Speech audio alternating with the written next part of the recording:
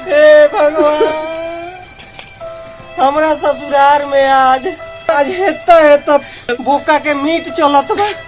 हम बकरी चरावला से हमरा फुर्सत नहीं के।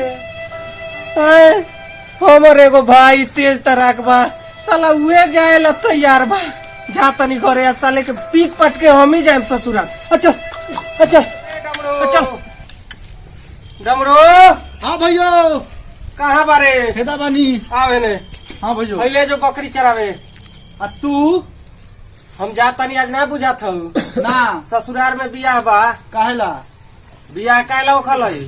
तो तू जाबा? हाँ तू जाबा? हाँ। हम? माई तो हला था। हाँ। तू दो।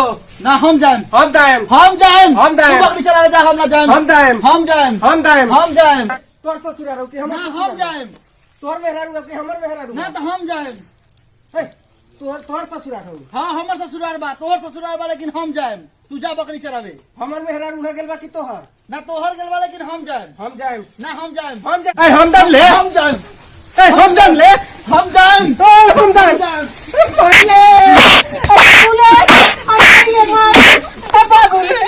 हम जाएम।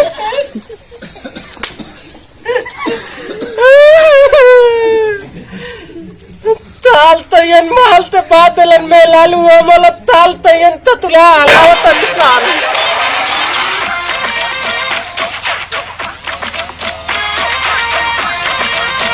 देखे आई तोहरा दुआरा पर बाजत होई डीजे, दुआरा पर बाजत होई डीजे, होई दीवाना के कुर्ता।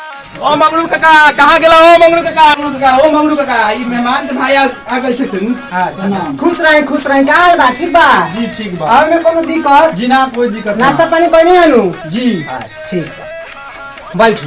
ए बउआ कहाँ बड़े सरे? ले आओ जाजी जी में खटिया ले आओ तो बैठाओ मेहमान के भाई आ गई बड़ा।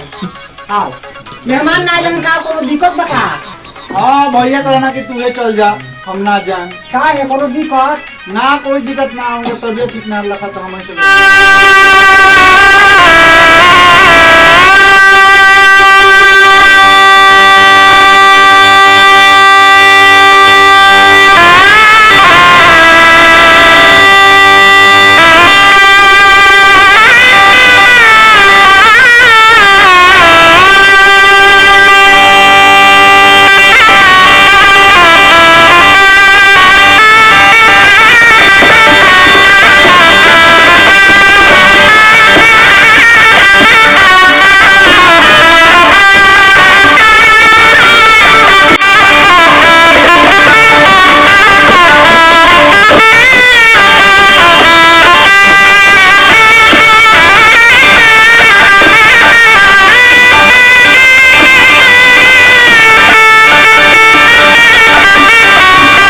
बाप रे बाप, ये सारसन के जवाब बा।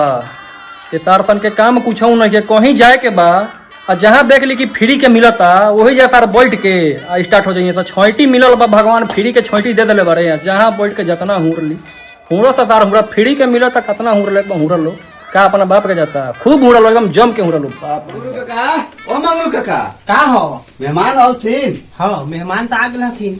आग बउआ, ये मेहमान हथिन? हाँ मेहमान के छोटका भाई हथिन। हो मंगरू काका, मेहमान तो मेहमान छथिन, आ मेहमान के भाई का लौड़ा के बार छथिन। इतना बड़का बेच दी। ए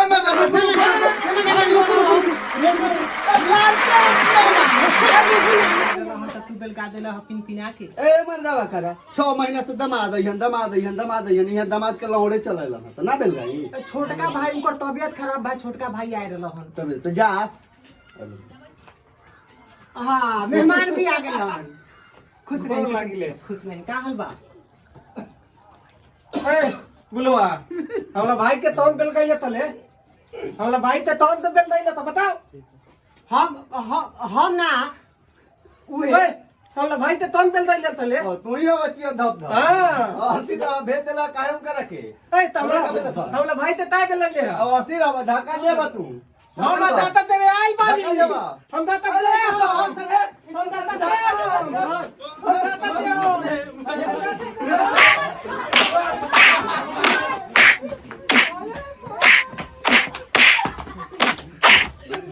आई